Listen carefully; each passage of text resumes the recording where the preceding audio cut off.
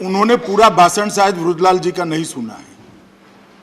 वृद्धलाल जी ने तर्कहीन बात नहीं रखी, उन्होंने पीछे पूरी प्रक्रिया समझाई कि वो क्यों ऐसा बोल रहे हैं। उन्होंने कहा 60 लोगों को जिस जघन्य कांड के अंदर जिंदा जला दिया, उसको अलग स्वरूप देने का प्रयास उस वक्त के तत्कालीन रेलवे मंत्री ने एक सुप्रीम कोर्ट के चयनित किए हुए जज का जांच आयोग चल रहा है, फिर भी रेलवे एक्ट का उपयोग कर कर एक कमिटी रेलवे एक्ट के तहत बनाई और ऐसा तारण वो कमिटी ने दिया कि वो एक्सीडेंट था, वो षड्यंत्र नहीं था। जिस तारण को माननीय सर्वोच्च अदालत ने खारिज कर दिया माननीय, इसलिए उन्होंने कहा है कि उसको अलग स्वरूप देने का प्रयास किया है। ये जो कमिटी बनी थी इसमें अब कोई राय नहीं हो रही है, सर्वोच्च अदालत का जजमेंट है, वो 60 लोगों को मारने वालों को बचाने का एक प्रयास था, वो श्री वृद्धलाल जी कहना चाहते थे। और सामूहिक जिम्मेदारी नहीं आ सकती। मंत्री जी आपका जवाब प्लीज, बिल पर माननीय मंत्री जी का जवाब प्लीज प्लीज प्लीज।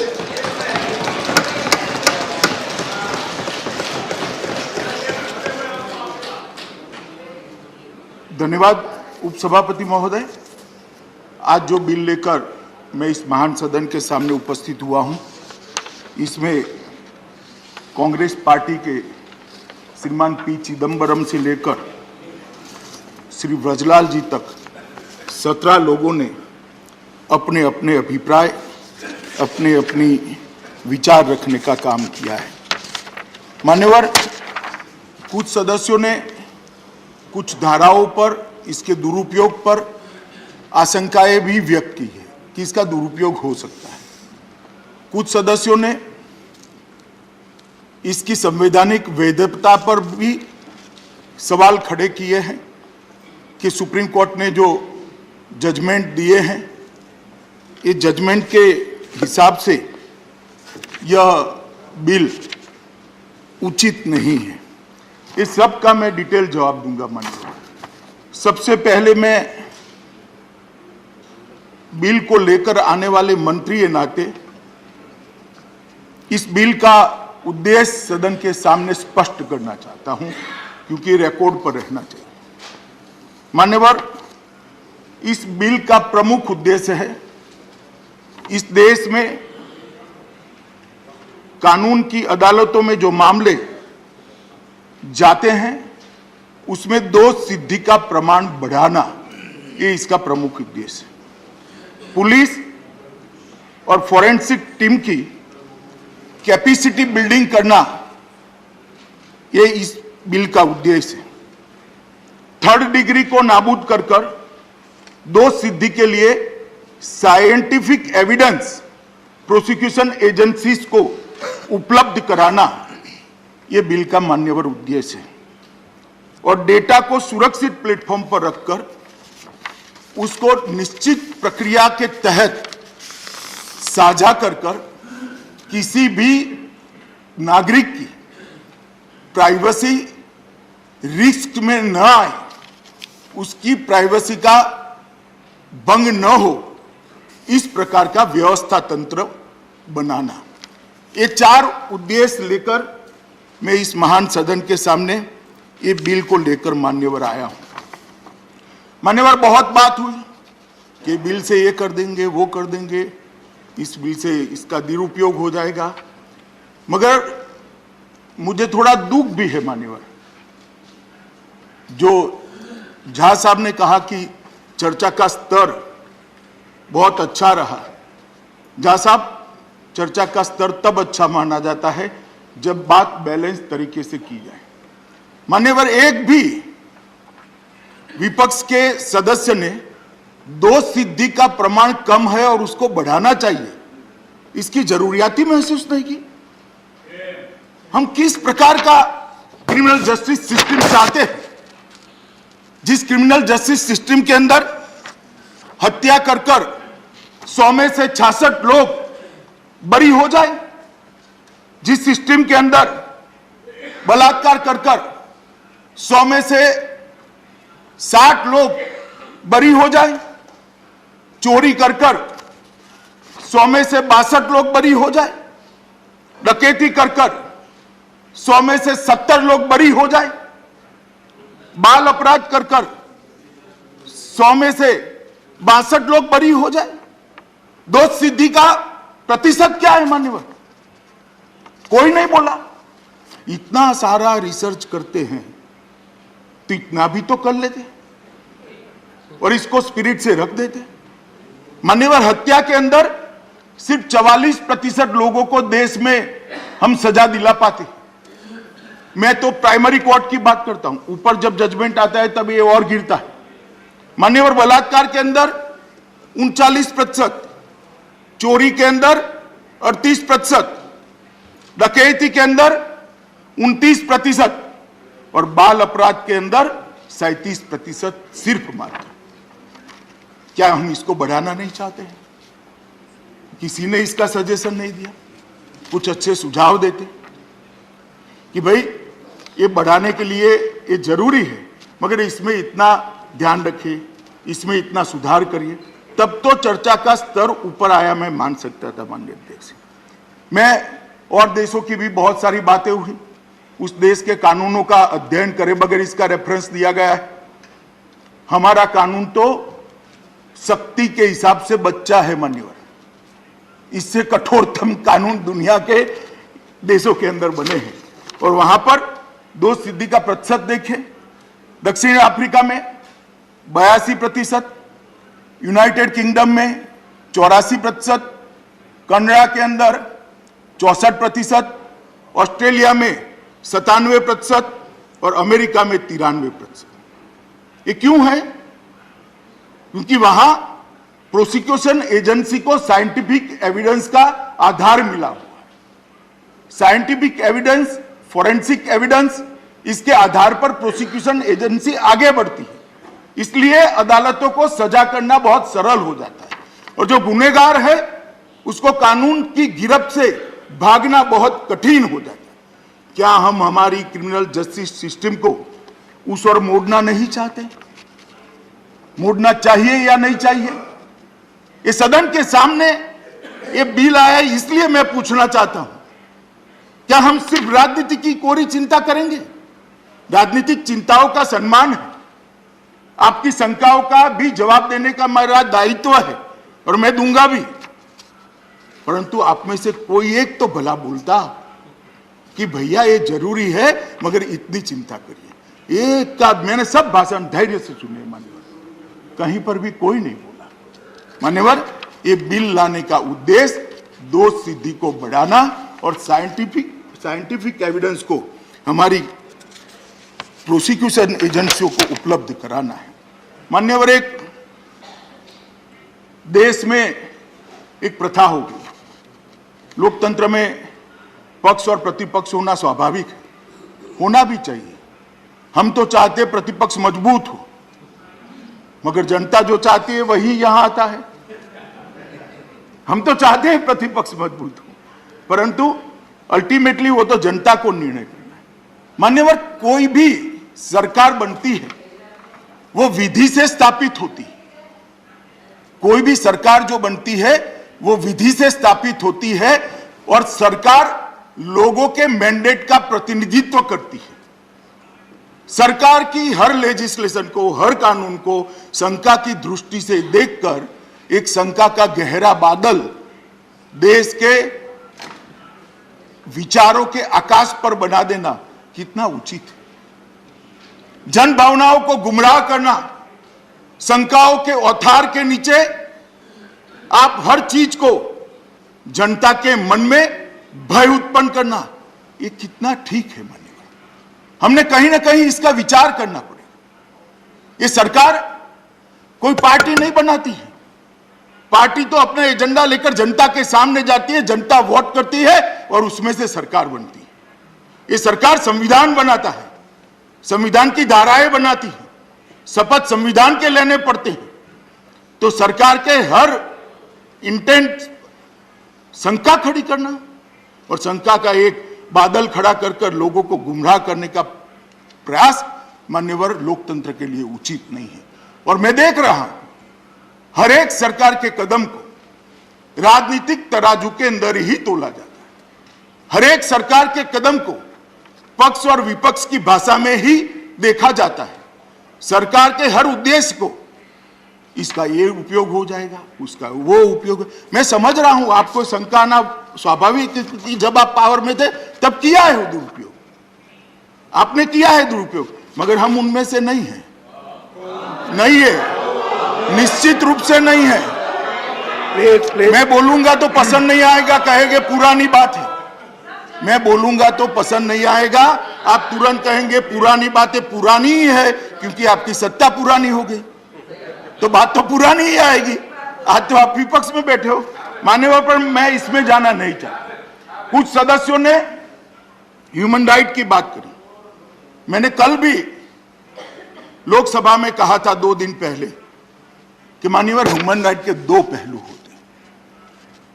मैं मानता हूं कि जिसको कानून पकड़ता है उसका भी ह्यूमन राइट है, उसका भी सम्मान होना चाहिए। परंतु उपसभापति महोदय, हत्या जिसकी होती है, जो घर निराधार हो जाता है, जो घर का एक ही कमाकर घर का पालन पोषण करने वाला व्यक्ति मर जाता है, उसके बाल बच्चों का भी कोई ह्यूमन राइट होता है या नहीं होता है? इसकी चिंता भी सदन ने करनी है या नहीं करनी है? ह्यूमन राइट कभी एक तरफा नहीं हो सकता। जब बम धमाके होते हैं, टेररिज्म फैलता है, हजारों लोग मारे जाते हैं, मरने वालों का भी ह्यूमन राइट है, सिर्फ टेररिस्टों का ह्यूमन राइट नहीं है। गुनाह के विक्टिम, उसका भी ह्यूमन राइट है, सिर्फ गुनहगार का ह्यूमन राइट नहीं है।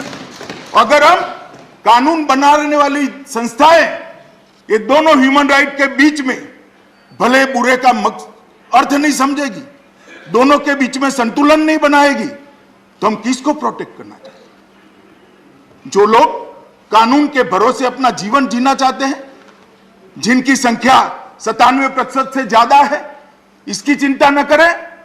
इसकी चिंता जरूर करनी चाहिए मान्यवर।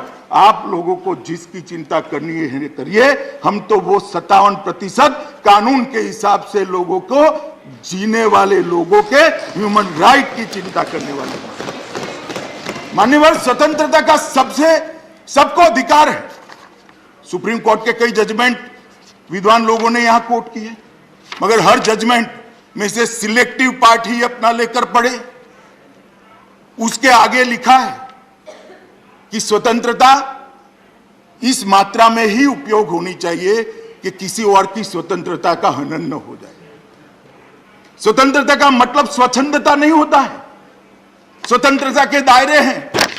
स्वतंत्रता कानून के दायरे में संविधान के 4 कोने के बीच में दी गई है, और ये स्वतंत्रता की व्याख्या और किसी की स्वतंत्रता का हनन करने के लिए नहीं उपयोग की जा सकती। ये स्वतंत्रता नहीं। मान्यवर, स्वतंत्रता का सम्मान हम भी करते हैं, स्वतंत्रता का सम्मान। मान्यवर, फौजिया खान जी, संजय जी, सबने शंका का वातावरण खड़ा करने का उपयोग किया है, प्रयास किया है, सवाल भी उठाए हैं, उनका अधिकार है। मगर मैं आश्वस्त करना चाहता हूं सदन के सभी सदस्यों को कि बिल लाने के पीछे मेरी या हमारी सरकार की, ना हमारे प्रधानमंत्री की, किसी की भी मंशा नहीं है। ये बिल लाने के पीछे मंशा, एकमात्र मंशा है, इस देश में गुनाहों के प्रमाण को कम किया जाए, इस देश में सजा के प्रमाण को बढ़ाया जाए, और इस देश के कानून और व्यवस्था की स्थिति को सुधारा जाए, और इस देश की आंतरिक सुरक्षा को सुदृढ़ किया। और मैं आगे बताता हूं कि किस प्रकार से एक कहा गया कि भाई इसका दुरुपयोग होगा, निजता का हनन होगा। मान्यवर, सारा डेटा जो आएगा वो एनसीआरबी के पास रहेगा, और मैं सबको आश्वस्त करना चाहता हूं कि एनसीआरबी में जो डेटा आएगा वो सुरक्षित प्लेटफॉर्म पर और सुरक्षित हार्डवेयर के अंदर ही रहेगा। डेटा भंडारण में किसी तीसरे पक्ष, थर्ड पार्टी या निजी एजेंसियों को कोई स्थान नहीं मिलेगा। एनसीआरबी ही उसको मैनेज करेगी। मान्यवर, एनसीआरबी का जो डेटा भंडारण है उसको सरकार की उच्च से उच्च कक्षा की कमेटी इसका परीक्षण करेगी और डेटा साझा करने के लिए भी एक पद्धति बनाएगी। इसके लिए भी फॉरेंसिक्स एक्सपर्ट्स और इस क्षेत्र के एक्सपर्ट की एक कमेटी बनेगी। वो डेटा साझा करने की पद्धति को बनाकर रूल्स के अंदर व्याख्यायित कर ये नोटिफाइड करेगी। मान्यवर, मैं थोड़ा एक उदाहरण देना चाहता हूं। अभी एनसीआरबी के पास एक नफीस कर सिस्टम बनाया है। इसके तहत 1 करोड़ फिंगरप्रिंट का डेटा है और अगर ये बिल राज्यसभा के सदस्य पास कर देते हैं तो ये डेटा बहुत बढ़ेगा, फिंगरप्रिंट का डेटा बढ़ेगा। अब किसी भी राज्य के कोई एक दूर के गांव में चोरी होती है और पुलिस जाकर फिंगरप्रिंट लेती है तो फिंगरप्रिंट लेने के बाद पुलिस इसको प्रिजर्व करती है, क्योंकि जब चोर पकड़ा जाएगा तब फिंगरप्रिंट मैच कर उसको सजा कराने के काम में आएगा। चिदम्बरम साहब ने तो फिंगरप्रिंट पर ही क्वेश्चन कर दिया, मगर अभी तो अदालतें मानती है इसको, इसलिए उसको सजा कराने के काम में आएगा। अब ये सिस्टम आने के बाद क्या होगा, किसी घर में चोरी होगी तो पुलिस अफसर फॉरेंसिक साइंस की टीम को बुलाकर वहां जो उपलब्ध फिंगरप्रिंट है उसको लेगा। घर के लोगों के फिंगरप्रिंट लेकर उसमें से घर के लोगों के फिंगरप्रिंट को बाहर निकालेगा। जो बच जाएगा वो फिंगरप्रिंट चोरी करने वाले शंकास्पद व्यक्ति के है। आज स्थिति है, पुलिस उसको ढूंढती है, उसका फिंगरप्रिंट लेती है और फिर मैच करती है। अब क्या होगा, वो फिंगरप्रिंट वो भेजेगा एनसीआरबी को। वो पुलिस स्टेशन को या पुलिस को पूरे फिंगरप्रिंट का एक्सेस नहीं है। वो पुलिस स्टेशन भेजेगा फिंगरप्रिंट एनसीआरबी को। एनसीआरबी 1 करोड़ फिंगरप्रिंट के डेटा को 3.5 मिनट में रन कर अगर उसमें वो चोर है तो उसका नाम पुलिस स्टेशन को भेज देगा। पुलिस को ढूंढने की जरूरत नहीं। अब भला बताइए इसमें क्या निजता का हनन होगा? क्या हनन होगा? किसी महिला पर अगर बलात्कार हुआ है, वहां से जो बायोलॉजिकल सैंपल मिलेगा उसका बायोलॉजिकल सैंपल के डेटा के साथ जिन्होंने महिलाओं के अपराध किया है इसके साथ मैचिंग कर अपराधी को जल्दी पकड़ लिया जाए और 1 साल के अंदर मुझे सजा हो, इसमें क्या आपत्ति हो सकती है? निजता का हनन तो तब होगा जब ये डेटा पुलिस स्टेशन को उपलब्ध कराएंगे। किसी को ये डेटा नहीं देना है। पुलिस स्टेशन से क्वेश्चन आएगा, इसका मैचिंग कर जवाब पुलिस स्टेशन पर जाएगा जो कोर्ट में एडमिसेबल एविडेंस होगा। माननीय गृह मंत्री जी, 1 minute. Sir, the House normally sits up to 6 o'clock, but since we are discussing this bill, we may extend the sitting of the House Till it's is disposed. disposed of, and then the special mention is also taken. Thank you, सहमति। मान्यवर, मैं सदन को आश्वस्त करना चाहता हूं कि इससे किसी का भी निजता का हनन नहीं होने वाला है। कोई डेटा लीकेज का क्वेश्चन डज नॉट अराइज।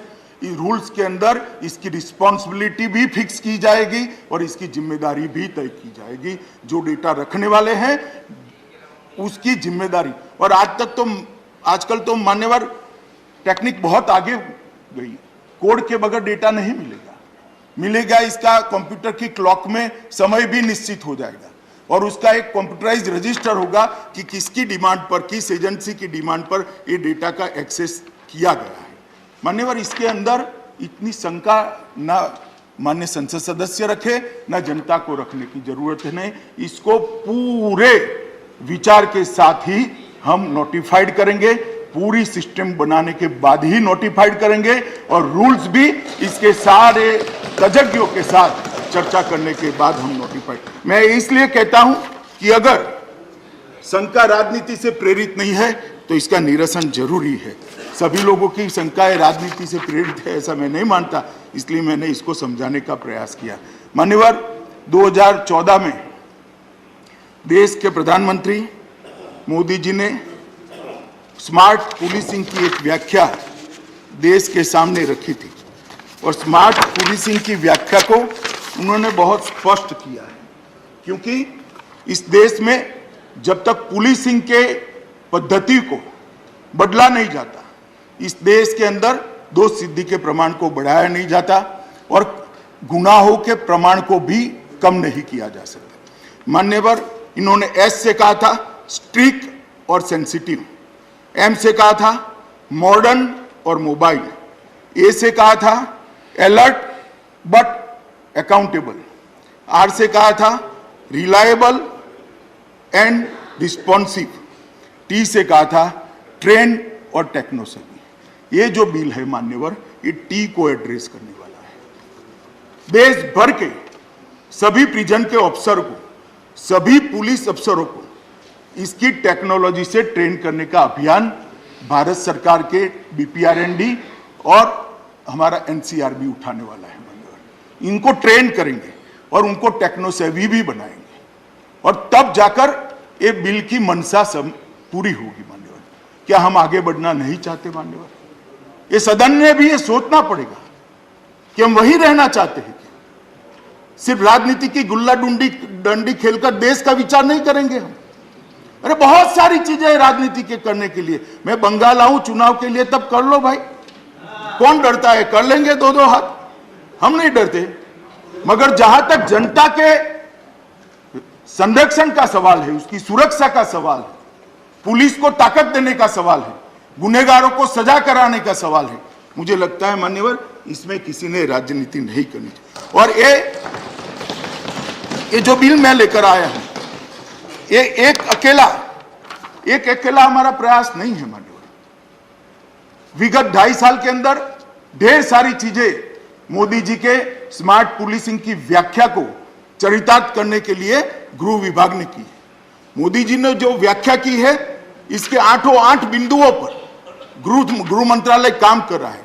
अगर ये बिल आइसोलेशन में आता है तो शंका और गहरी हो सकती है कि भाई चलो एक अकेले बिल से क्या होगा। ऐसा नहीं है, हम इसके लिए एक एनवायरनमेंट भी बनाए हैं और बहुत सारे प्रयासों में से ये बिल एक प्रयास आइसोलेशन में नहीं है। मान्यवर, हमने फॉरेंसिक साइंस यूनिवर्सिटी बनाई है। क्यों बनाई है? फॉरेंसिक साइंस यूनिवर्सिटी इसलिए बनाई है कि बहुत सारे रिपोर्टों के अंदर है कि 6 साल से ज्यादा सजा वाले सभी धाराओं के अंदर फॉरेंसिक एविडेंस को कंपलसरी करना चाहिए। कर तो दे, मगर ट्रेन मैन फोर्स कहां है भाई? हमारे पास तो इतना मानव संसाधन बल है ही नहीं। तो क्या करना? फॉरेंसिक साइंस को बढ़ावा नहीं देना, फॉरेंसिक एविडेंस को बढ़ावा नहीं देना चाहिए। तो हमने, मोदी जी जब गुजरात में मुख्यमंत्री थे, वहां गुजरात फॉरेंसिक साइंस यूनिवर्सिटी बनाई थी। यहां प्रधानमंत्री बनने के बाद 2020 में फॉरेंसिक साइंस यूनिवर्सिटी की हमने रचना की, जिससे वहां से जो विद्यार्थी निकलेंगे, BSc forensic science, MSc forensic science और इसके अंदर आरएनडी करने वाले बच्चे भी निकलेंगे हर विधा के अंदर। मान्यवर, आज 2 साल के अंदर ये यूनिवर्सिटी ने 6 राज्यों में राज्य सरकारों के साथ एग्रीमेंट कर इस यूनिवर्सिटी से अटैच कैंपस और कॉलेज अलग अलग राज्य में खोले हैं। और मुझे पूरा भरोसा है कि कुछ ही सालों के अंदर ये यूनिवर्सिटी से और इसके संबंध कॉलेजों से अनेक विद्यार्थी बाहर आएंगे जो फॉरेंसिक साइंस के क्षेत्र में देश को न केवल मजबूत करेंगे, देश का नाम दुनिया में रोशन करेंगे। मान्यवर, और ये फॉरेंसिक साइंस यूनिवर्सिटी के जो तज्ञ बाहर आएंगे, वो केस को सजा कराने के लिए, अपराधी को सजा कराने के लिए फॉरेंसिक साइंस के साइंटिफिक एविडेंस के बेस को मजबूत कर प्रोसिक्यूशन एजेंसी की मदद में रहेंगे। मान्यवर, ये हमारा आइसोलेशन में प्रयास नहीं है। हमने रक्षा शक्ति यूनिवर्सिटी बनाया, रक्षा शक्ति यूनिवर्सिटी भी 2020 में बनाया।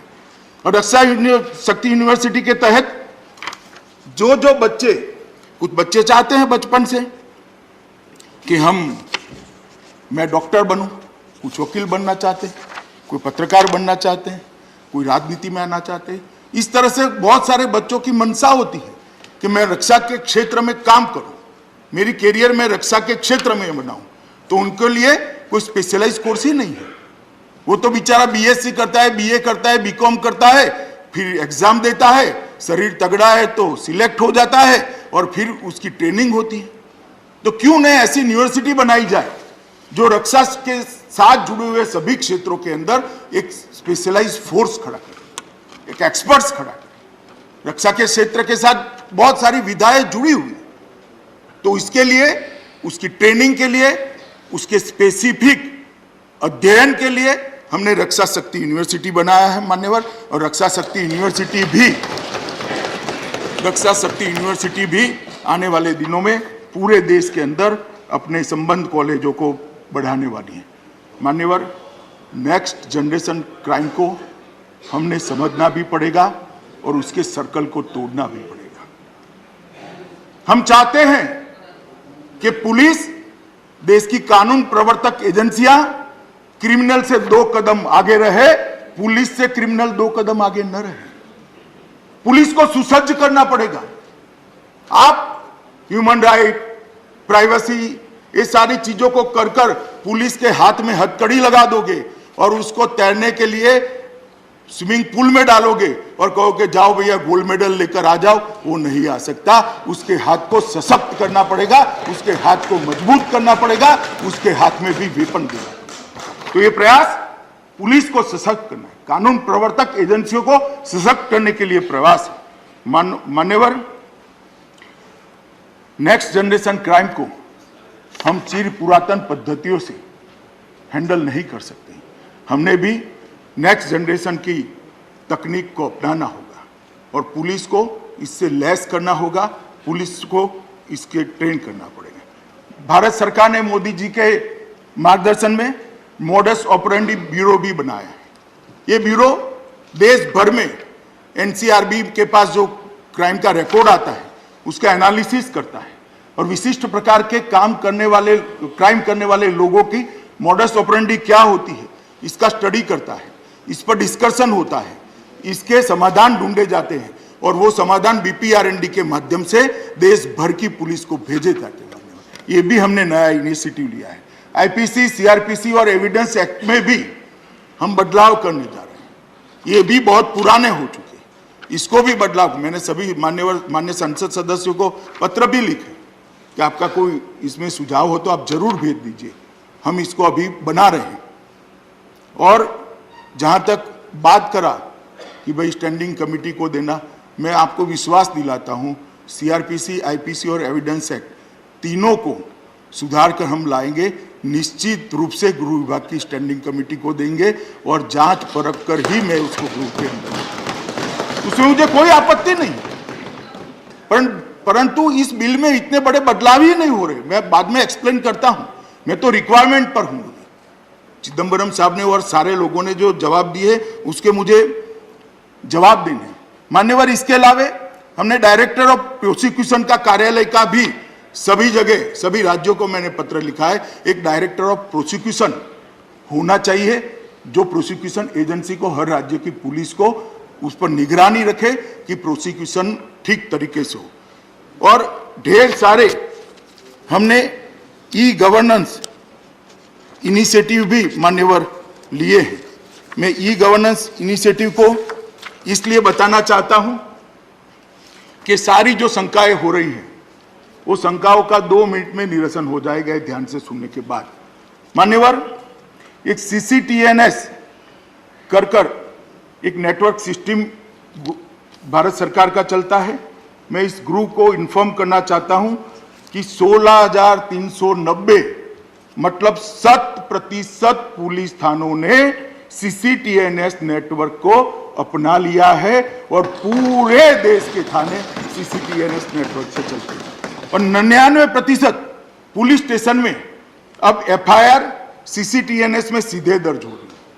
जहां नेटवर्क के थोड़े प्रॉब्लम है, इसका भी हम सॉल्यूशन ढूंढ रहे हैं। मान्यवर, सीसीटीएनएस नेटवर्क के अंदर 7.47 करोड़ एफआईआर उपलब्ध है। जो डेटा लीकेज की बात करते हैं मैं उनको बताना चाहता हूं। मान्यवर, केंद्र शासित प्रदेश, राज्य और केंद्रीय जांच एजेंसी, ये सारी एजेंसियां, राज्य की पुलिस भी इसका उपयोग कर रही है। मान्यवर, ई प्रोसिक्यूशन भी हमने चालू किया है और 751 जिलों में प्रोसिक्यूशन के जिलों में ई अभियोजन को लागू कर दिया गया है, आज तक कोई फरियाद नहीं। ई प्रिजन, देश की 1259 जेलों में ई प्रिजन लागू कर दिया गया है, कोई फरियाद नहीं आई। ई फॉरेंसिक्स, 117 फॉरेंसिक लैब में ये लागू हो चुका है, ऑनलाइन हो चुका है, आज तक कोई फरियाद नहीं। Inter operable criminal justice system ICJS वो भी लागू हो गया है और ICJS के तहत अब CCTNS, ई प्रिजन, ई कोर्ट और ई फॉरेंसिक को जोड़ने का भी काम अब चालू हो गया है और वो एकीकृत डेटाबेस से एनालिटिकल मॉड्यूल भी बनाए गए हैं जिससे देश भर के क्राइम का एनालिसिस होकर उसके रोकने के मॉड्यूल बने। कई राज्य ऐसे होते हैं जहां समान प्रकार के क्राइम होते हैं, कई जिले ऐसे होते हैं जहां समान प्रकार के क्राइम होते हैं, कुछ सागर किनारे के जिले हैं वहां अलग प्रकार के क्राइम होते हैं। मध्य प्रदेश, उत्तर प्रदेश और बिहार एक अलग प्रकार के क्राइम होते हैं जहां मैदानी इलाके हैं, कुछ जिले पहाड़ी हैं वहां अलग प्रकार। ये सबको ये एकीकृत डेटाबेस से एनालिटिकल मॉड्यूल से हम एनालिसिस करते हैं और इसके समाधान BPRND को भेजते हैं। गृह मंत्रालय का मतलब आपके मन में बहुत सीमित है, मैं बहुत बोलना नहीं चाहता था, मगर जो व्याख्या मेरे मंत्रालय की आप लोगों के मन में है मुझे लगा इसे मुझे बदलना ही पड़ेगा, इसलिए मैं आज इतनी डिटेल बात करता हूं। मान्यवर, investigation tracking system for sexual offence ITSSO वो भी हमने लागू कर दिया है और देश भर में ये सिस्टम लागू हो गई। यौन अपराधियों का राष्ट्रीय डेटाबेस NDSO भी ऑनलाइन उपलब्ध है मान्यवर और लगभग 11.83 लाख यौन अपराधियों का डेटा एजेंसियों के लिए ऑनलाइन उपलब्ध है, कोई फरियाद नहीं आई। Crime act, crime multi agency centre, उसको भी हमने लॉन्च कर दिया गया है और लगभग 59,937 लोगों ने क्राइम एक्ट का इस्तेमाल किया है और लगभग 23,000 अलर्ट्स इससे जनरेट हुए हैं। मान्यवर, मोडस ऑपरेंडी ब्यूरो की बात मैंने पहले आपको कर ही दी है। NCRB ने एक पोर्टल पर नागरिक सेवाएं शुरू की है जिसके लॉन्च के बाद अब तक 2,27,400 लॉगिन हो चुके हैं और अलग अलग सेवाओं को उसको जवाब दिया गया है। लापता व्यक्ति की खोज, ये CCTNS से लेकर हमने एक अलग सुविधा बनाई है। लापता व्यक्तियों की खोज, किसी भी व्यक्ति गुम हो जाता है तो उस पर पोर्टल पर आता है, वहाँ एक डेटाबेस होता है, इसके साथ मैचिंग होता है और मैं सदन को बताना चाहता हूँ यही पोर्टल के तहत मान्यवर 14,513 लोग अपने परिवारजनों को वापिस देने का काम मान्यवर हो। वाहन, सेकंड हैंड व्हीकल अगर किसी को खरीदना है तो चोरी का है नहीं है किसी को मालूम नहीं, लोग ले लेते हैं बेचारे, फिर पुलिस उनके घर पर पहुंच जाती है, उनको भी पकड़ कर ले जाती है चोर के साथ साथ, तो उसको पहले कैसे मालूम है? तो हमने लगभग इसके लिए एक डेटाबेस CCTNS से चोरी किए हुए वाहनों का जो कंप्लेन है उससे बनाया। लगभग 2,96,200 लोगों ने अपने खरीदने वाले वाहन का वहां डेटा भेजा, इसको मैच कर भेजा और 13,637 चोरी किए हुए लोग भी पकड़े गए और चोरी की हुई गाड़ियां भी पकड़ी गई। ये क्या उपयोग होना है मैं बताना चाहता हूं। घोषित अपराधी, उसको भी CCTNS पर लिया है और ये सारे एनालिटिक मॉड्यूल इसका एनालिसिस करें हम मान्यवर। तो घोषित अपराधी जो पुलिस ने हमारे यहाँ अलग अलग राज्य के थानों ने, DIG ने, IG ने या DG पुलिस ने भेजे, इसमें से घोषित अपराधी भगोड़े 16,176 लोगों को पकड़ने का काम इस नेटवर्क के माध्यम से मान्यवर। ICJS के एनालिटिकल टूल के द्वारा भी हमने बहुत सारा खर्चा किया है मान्यवर, लगभग 2050 करोड़ का खर्चा भारत सरकार ने सारी व्यवस्थाओं के पीछे। मैं इसलिए कह रहा हूं कि ये बिल आइसोलेशन में नहीं है, ये बिल है सबके अंदर एक खूंटी कड़ी है। हमारे पास क्रिमिनल का डेटा नहीं है, वो क्रिमिनल का डेटा इसके अंदर ऐड होने से इन्वेस्टिगेशन और प्रोसिक्यूशन बहुत सरल हो जाएगा। और क्या भय है? किस चीज का भय है? मान्यवर, I4C के माध्यम से ढेर सारे और भी अलग अलग सेवाएं ली हैं और 112 के माध्यम से सभी पुलिस सेवाओं को एक ही फोन नंबर पर लाने का काम भी भारत सरकार ने मोदी जी के नेतृत्व में किया है। मान्यवर, मैं इसलिए बताना चाहता था कि ये जो हमें जिस तरह से कटघरे में खड़े करने का प्रयास हो रहा था कि इसके पीछे कोई राजनीतिक उद्देश्य नहीं है, ना जनता के मन में भी ऐसी भावना जानी चाहिए, ना सदन के सदस्यों के मन में भी ऐसी भावना जानी। हमें भी मालूम है ये जो लोकतंत्र के अंदर कुर्सी होती है ना, ये यावत चंद्र दिवाकरों नहीं होती है, कल कोई भी आ सकता है। तो मिसयूज का भय तो मुझे भी लग सकता है, मगर मुझे नहीं लगता है मिसयूज होगा तो देश की अदालतें हैं, मिसयूज हुआ भी है, लड़कर हम निकले भी है और अदालत में चांटा भी लगा है। मान्यवर, भय से हम नहीं जीते हैं और किसी भय के अधीन देश के करोड़ों लोगों को क्राइम की दुनिया से लड़ने का, उससे सुरक्षा का उपाय न करे, ये कोई ठीक बात नहीं है, ना जो सोचने का तरीका ठीक है। मान्यवर, दोष सिद्धि का जो प्रमाण कम है, इस पर कई सारी कमिटियों ने, कई सारे लोगों ने ढेर सारी चर्चाएं करके रिपोर्ट भारत सरकार को दी है। प्रमुखतः 3 ही कारण बताए गए हैं मान्यवर। एक तो सबूतों की कमी, सबूतों की कमी के आधार पर प्रतिवर्ष 7.5 लाख केस में आरोपी छोड़ दिए जाते हैं। अदालत कहती है पर्याप्त सबूत नहीं है। अगर उसके साइंटिफिक सबूतों को अदालत के सामने रखें तो मैं मानता हूं कि ये केसों की संख्या आधे से भी कम हो जाएगी और लगभग 3.5 लाख केसों में सजा का प्रमाण हम बढ़ाएंगे। न्याय की प्रतीक्षा, अदालत बार-बार प्रोसिक्यूशन एजेंसी को कहती है कि भाई आप और सबूत लेकर आइए, और सबूत लेकर आइए, और डेट पर डेट पड़ती है, न्याय लेट होता जाता है। जो निर्दोष है वो भी बेचारा आरोपी बना रहता है। माननीय उपसभापति महोदय, इससे ये समाप्त हो जाए। और वित्तीय क्षमता भी कम है। जब डेट पर डेट पड़ती है तो इस ओर से तो सरकार लड़ती है। जो आरोपी होता है कई गरीब भी होते हैं, इनके घर के घर बिक जाते हैं, वो ऋण के बोझ के तले दब जाते हैं। अगर प्रॉम्प्ट एकदम स्पीडी न्याय मिलेगा तो कुछ नहीं होगा। और मैं मानता हूं अगर साइंटिफिक एविडेंस का प्रमाण हमने बढ़ाया तो न्याय जल्दी मिलेगा। मान्यवर, ये बिल लाने के लिए उद्देश्य के लिए कुछ पूछ रहे थे, मैं ये भी आगे तो मैंने उद्देश्य बताया, मगर एक और उद्देश्य बताना चाहता हूँ। मान्यवर, इन्वेस्टिगेशन 3rd डिग्री पर इस जमाने में निर्भर नहीं रहना चाहिए। इन्वेस्टिगेशन को 3rd डिग्री पर से बदलकर तकनीक की डिग्री पर हम ले जाना चाहते हैं, डेटा की डिग्री पर ले जाना चाहते हैं और इंफॉर्मेशन की डिग्री पर ले जाना चाहते हैं। और ये सब सहमत हो गए कि 3rd डिग्री के आधार पर इन्वेस्टिगेशन नहीं हो करना चाहिए। कब बंद होगा? जब उसको साइंटिफिक एविडेंस का आधार लेंगे। इसलिए मान्यवर, ये बिल लेकर मैं यहाँ पर उपस्थित हुआ हूँ। मान्यवर, ढेर सारी बातें हैं, मैं इसके दूसरे हिस्से में बताऊंगा। अब कुछ सदस्यों ने अलग अलग प्रकार के सवाल भी मुझे पूछे हैं, शंकाएं भी करी है और मैं मानता हूं कि उनका अधिकार है। सबसे पहले श्री चिदंबरम जी ने पूछा कि गृह मंत्री स्पष्ट करे कि ये जो आपने माप की व्याख्या की है वो व्याख्या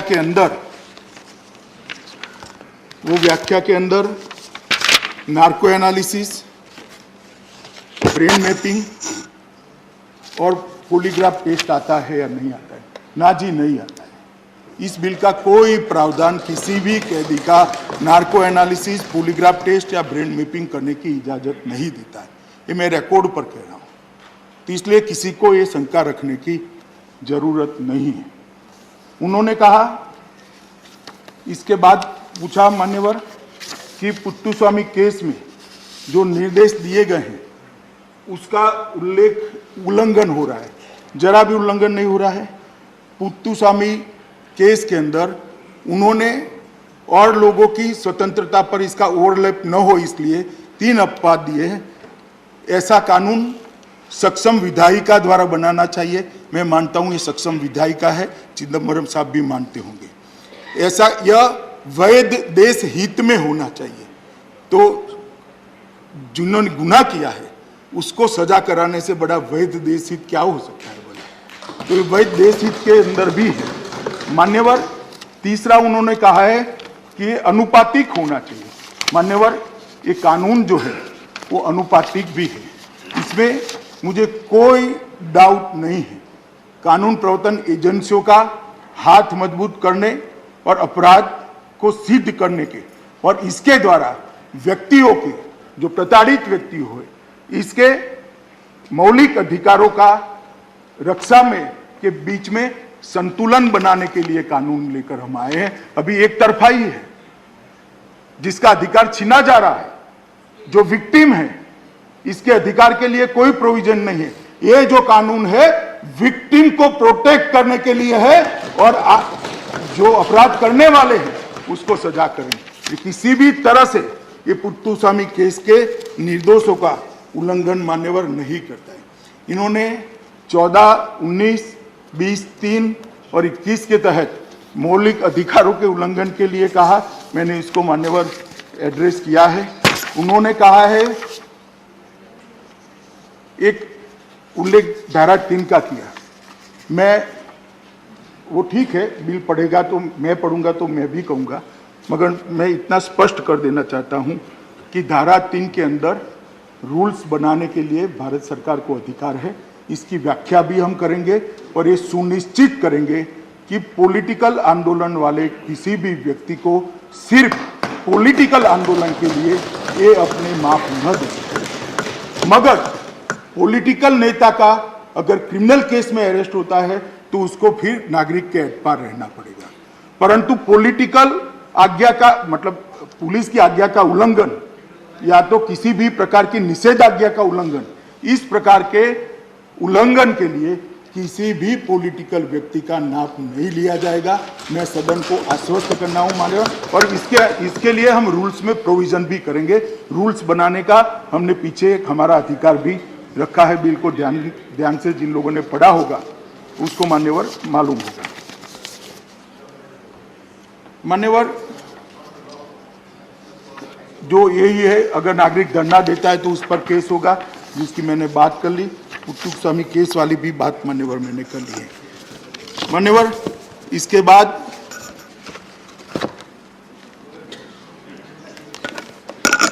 विनय विश्वम जी ने कहा कि 124A सरकार लगा रही है।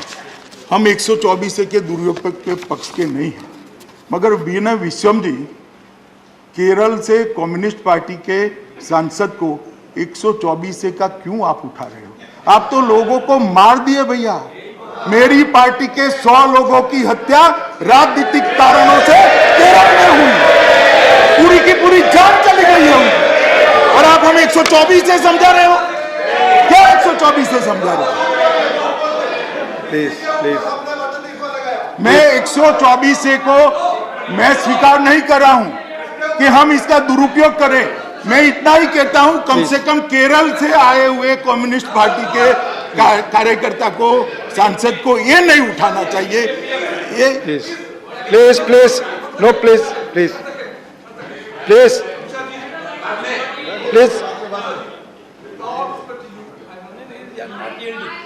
In Kerala, under 124A, nobody is implied.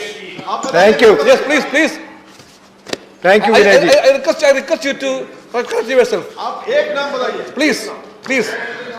अरे ढेर सारे उदाहरण है भाई, The wrong statement. Thank you Vinay ji. ढेर सारे उदाहरण। थैंक यू प्लीज नहीं late homeless please Vinay ji please no मान्यवर, प्लीज मान्यवर, इनकी इच्छा है तो इसी सदन के सवाल जवाब में से मेरी नहीं कोई और सरकार ने जो जवाब दिए हैं वो मैं सदन पे रखने के लिए तैयार हूं। केरल विधानसभा में सवाल जवाब में जो जवाब आए हैं वो मैं सदन पर रखने के लिए प्लीज मैं इरिस्पॉन्सिबल स्टेटमेंट नहीं करता। विश्वम साहब, मेरे 27 साल हो गए किसी विधायिका में काम करते हुए, चाहे विधानसभा, राज्यसभा। आपकी बात रिकॉर्ड पे नहीं जा रही विश्वम जी, प्लीज। स्टेटमेंट नहीं माननीय करता गृह मंत्री जी की बात जा रही, प्लीज मान्यवर। Please please please please please please. मान्यवर, एक सदस्य ने कहा कि आंख में से आंख डालकर जवाब दे सकते हो। मैं तो जरूर दे सकता हूं अगर कोई आंख में से आंख डालकर पूछने की हिम्मत रखता है, जरूर दे सकता हूं, और किसी भी फोरम में रहे, क्योंकि मेरे मन में चोर नहीं है साहब। हम वही करते हैं जो हमारी आत्मा कहती है, और हम वही करते हैं जिसको आत्मा कानून के हिसाब से मानता है। मान्यवर, मुझे कोई तकलीफ नहीं है, कोई आंख में से आंख डालकर सवाल पूछे, मैं आंख में आंख डालकर जवाब भी जरूर दे दूंगा। मान्यवर, संजय सिंह जी ने कहा कि गुजरात में ये FIR, अरे संजय बाबू, मान्यवर आपके माध्यम से मैं संजय बाबू को कहना चाहता हूं, अभी तो आप गुजरात गए हो, मुझे तो मालूम नहीं कोई FIR हुई या नहीं हुई इनकी पार्टी पर, कुछ करा होगा तो हो भी सकती है, मगर बंगाल चले जाओ जान चली जाएगी। अच्छा है अभी वहां गए नहीं हो आप। Please please please please please please please please please please मान्यवर, प्लीज नड्डा जी प्लीज को उदाहरण नहीं दीजिए, प्लीज गाड़ी को अटैक रखिए। Please please please. माननीय गृह मंत्री जी, आपकी बात ही रिकॉर्ड पे जा रही है। माननीय सदस्यगण प्लीज बैठ जाए, आप बोले, आप बोले, आप बोले, प्लीज बोले। मान्यवर, ये पूछते हैं आप गए हो, मैं गया था 2019 के चुनाव में, मेरे रोड शो पर आग के गोले फेंके गए, हमारे राष्ट्रीय अध्यक्ष गए नड्डा जी, इनकी गाड़ी को घेर कर उन पर जघन्य हमला किया गया। क्या पूछ रहे हो? क्या पूछ रहे हो? कैसे ना बोल सकते हो? ये रिकॉर्ड पर है, कोर्ट ने संज्ञान लिए है। मान्यवर, एक माननीय गृह मंत्री जी की ही बातें जा रही है रिकॉर्ड पे, और किसी की नहीं। प्लीज प्लीज प्लीज प्लीज मान्यवर, please please please please please please please please please please please माननीय प्लीज प्लीज माननीय गृह मंत्री जी को आप बोल रहे थे, please please please please please please. Thank you please please. माननीय गृह मंत्री जी की बात रिकॉर्ड पे जाएगी। माननीय गृह मंत्री जी प्लीज प्लीज। मान्यवर, सुखेंदु शेखर रॉय जी ने कहा कि SC/ST माइनॉरिटी की DNA प्रोफाइलिंग। भाई पूरे सदन को मैं पूछना चाहता हूं, इसमें ST, SC, माइनॉरिटी कोई शब्द है क्या? किस चश्मे से पढ़ते हो सुखेंद्र रॉय जी? किस चश्मे से पढ़ते हो बिल को? अरे बिल बोले हैं आप, मैं तो सुनकर लिखा है।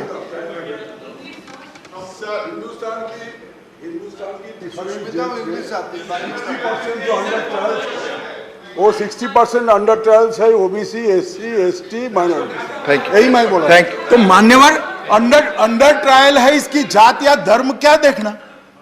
अंडर ट्रायल जो है वो है, कानून की नजर में सब एक समान है। किसी अपराधी की जाति धर्म क्या देखना है, और क्यों नहीं होना चाहिए? मान्यवर, उन्होंने कहा है फासिस्ट बिल है, मैं ज्यादा टिप्पणी नहीं कर सकता।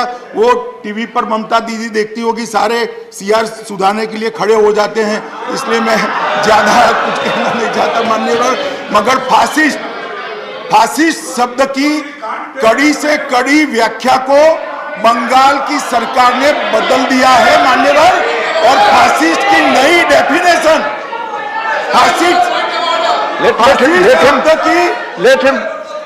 मान्यवर, में ममता दीदी का नाम वापिस लेता हूं। बैठ जाओ, ले लिया वापिस। माननीय ममता जी का नाम लिए, प्लीज बैठ जाइए। ममता दीदी का नाम में वापिस लेते। मान्यवर, फासिस्ट शब्द की डेफिनेशन को, जो डेफिनेशन में है, उससे अलग प्रकार के मायने देने का काम बंगाल की सरकार ने कहा है। बाबा, आप कम से कम फासिस्ट का रेफरेंस मत लीजिए। अंत में मान्यवर, मैं इतना ही कहना चाहता हूं please nothing is going on record seat पर बैठ करना बोले प्लीज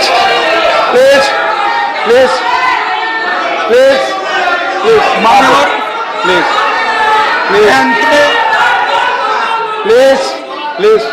मान्यवर मैं अंत में इतना ही कहना चाहता हूं कि बिल लाने के पीछे सरकार की मंशा किसी भी निजता का भंग करने की नहीं है, किसी के भी ह्यूमन राइट का वायोलेशन करने की नहीं है मान्यवर, और ना किसी की भी निजता का भंग हो या ह्यूमन राइट का वायोलेशन हो, ऐसे लूपहोल्स भी हम नहीं रखेंगे। मैं आश्वस्त करना चाहता हूं ये एक्ट और इसके रूल्स दोनों मिलकर एक अच्छी मजबूत प्रणाली बनाएंगे, जिससे कानून की मदद तो जरूर होगी मगर सभी का निजता और ह्यूमन राइट का वायोलेशन भी नहीं। धन्यवाद।